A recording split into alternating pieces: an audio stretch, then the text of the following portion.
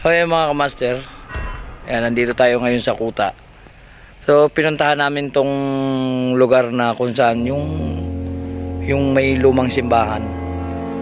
So ayan, kasama ko yung asawa ko. Ayan. So ito yung lumang simbahan. Ayan. Ayan, puro puno na ng mga puno ng balite. Ayan. Inanuhan na. Ayan.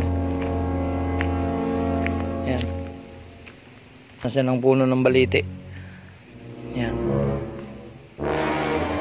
Ayun.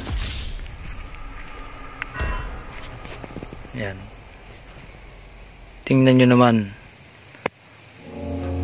Ayan ito yung bandang likod. Ayan o.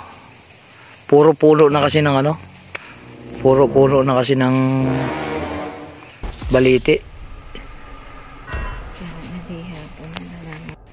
So ang kwento-kwento dito, nito, dati, maliit pa ako, ito daw ay ginawa ng isang gabi lang na 7 simbahan. Ito yung pampitong simbahan na sa loob ng isang gabi lang ay hindi natapos. So ang kwento pa, ito raw ay ginawa ng mga sinaunang tao na ang gamit lang ay laway. Ang dikit. So, ito katulad din ng simbahan sa Taal. So ito lang yung simbahan na hindi natapos. Ayan. Ayan.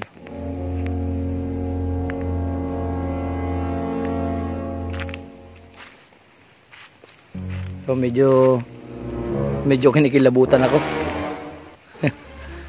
Ayan.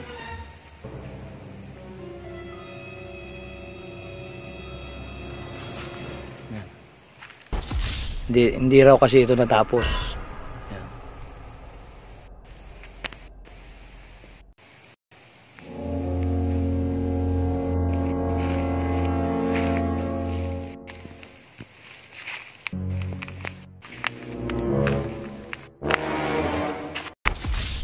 Tita.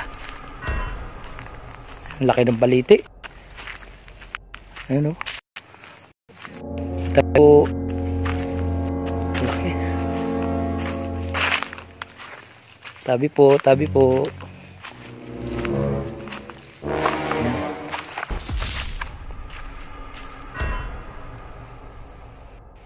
Nakakilot. Gawa ng ano, puro ano na ng baliti. Ayan.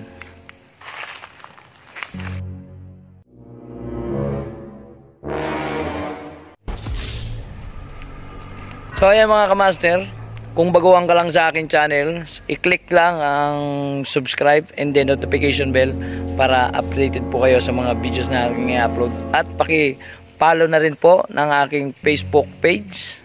Yan, Lalamoy's Motovlog po. Yan, ganun din po sa YouTube channel, Lalamoy's Motovlog. Keep safe everyone and God bless.